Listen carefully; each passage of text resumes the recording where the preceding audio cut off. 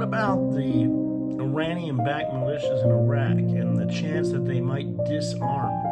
There is a new report or reports that came out in December as Iraq is trying to discuss, who might be the next prime minister, suggesting that the Iranian-backed militias in Iraq are what's called the Popular Mobilization Forces, or Hajj al-Shabi, that they may be willing to disarm and place their weapons under state control. That seems like good news. I mean, why would you want to have, 50 or 100,000 men in dozens of brigades running around serving the interests of Iran in Iraq?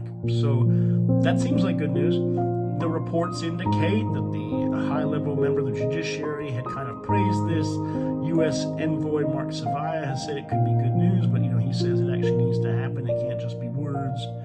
And the kind of obvious, no big surprise here is that Kataib Hezbollah, which is one of the most powerful and pro-Iranian militias, a group that is closely tied to Iran's IRGC, whose former leader Abu Mahdi al-Mohandes was killed in the U.S. airstrike or drone strike in 2020, and Mohandes has 40 years of terrorism under his belt. So Kataib Hezbollah is saying we're not going to disarm, and they have a whole list of demands as to why. They want the U.S. to leave Iraq, they want this or that. So there's no big surprise here. Kataib Hezbollah is a group that has probably attacked Saudi Arabia. It's been involved in attacks and killing of U.S. forces in Jordan. It's been involved in fighting in Syria on behalf of the Syrian regime. I mean, it shares the same name, obviously, as Hezbollah in Lebanon.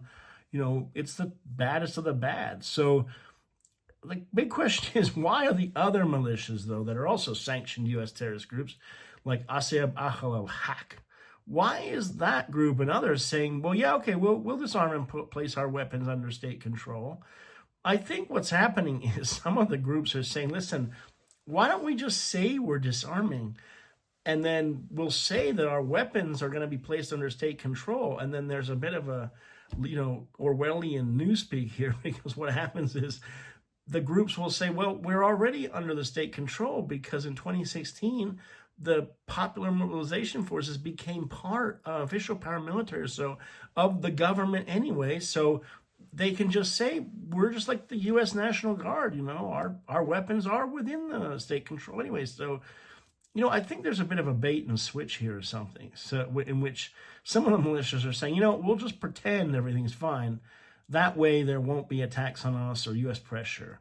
And Kataib Hezbollah is just saying the truth, which is, well, we're not going to give up our weapons. And Kataib Hezbollah has a lot more than just small arms. And we're talking drones and mortars and probably ballistic missiles and all sorts of other bad things. So, KH is being honest, and the other groups are kind of pretending that they'll go along to get along until they can once again, hold Iraq kind of hostage and destroy Iraq and hollow it out from within and do all the things that Iranian-backed militias tend to do in the Middle East. So, that's where we are with Iraq, and I think the chances of the disarmament is pretty slim, and the reality is just more like some sort of bait and switch or, nice language, but not much really happens or changes on the ground.